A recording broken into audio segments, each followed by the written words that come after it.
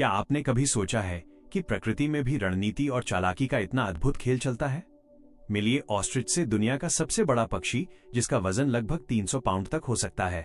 ये विशाल पक्षी खुले रेगिस्तानी इलाकों में रहता है और अपने समूह यानी हारेम के साथ जीवन बिताता है। इस समूह में एक प्रमुख नर और कई मादाएं होती हैं। नर कई जगहों पर घोंसले के लिए गड्ढे खोदता है, लेकिन असली निर्णय लेती है उसकी मुख्य मादा। वही तय करती है कि अंडे आखिरकार कहाँ रखे जाएंगे। जब सही जगह चुन ली जाती है तब शुरू होता है अंडे देने का सिलसिला। शुतुरमुर्ग के अंडे दुनिया के सबसे बड़े अंडे होते हैं। एक अंडा 3 पाउंड से भी ज्यादा भारी हो सकता है और उसमें लगभग 24 मुर्गी के अंडों जितना पोषण होता है। मुख्य मादा करीब 10 से 12 अंडे देती है, लेकिन कहानी यहीं खत्म नहीं होती।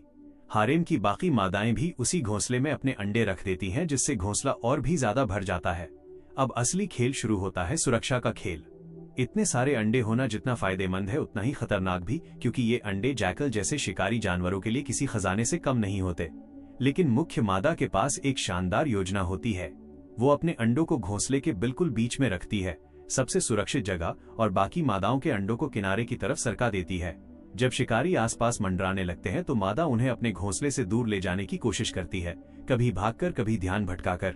लेकिन अगर शिकारी फिर भी आ ही जाए तो उसकी असली चाल सामने आती है। वो पहले से ही 1 या 2 अंडों को घोंसले से थोड़ा दूर लुढ़का देती है। ये अंडे शिकारी के लिए आसान शिकार बन जाते हैं। जैसे ही जैकल उन अंडों को खा लेता है, वो संतुष्ट होकर वहीं से लौट जाता है और घोंसले के बीच में रखे कीमती अंडे सुरक्षित रह जाते हैं। ये रणनीति सुनने में थोड़ी कठोर लग सकती है।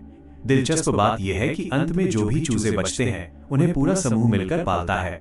यानी भले ही कुछ अंडों की कुर्बानी दी जाती है, लेकिन बाकी सभी बच्चों को समान देखभाल और सुरक्षा मिलती है। तो अगली बार जब आप शुतुरमुर्ग के बारे में सोचें तो सिर्फ उसके बड़े आकार या तेज दौड़ को ही नहीं, बल्कि उसकी इस अनोखी और चतुर रणनीति को भी याद रखें, जहां हर कदम सोच समझकर उठाया जाता है और हर फैसला जीवन और मृत्यु के बीच का अंतर तय करता है।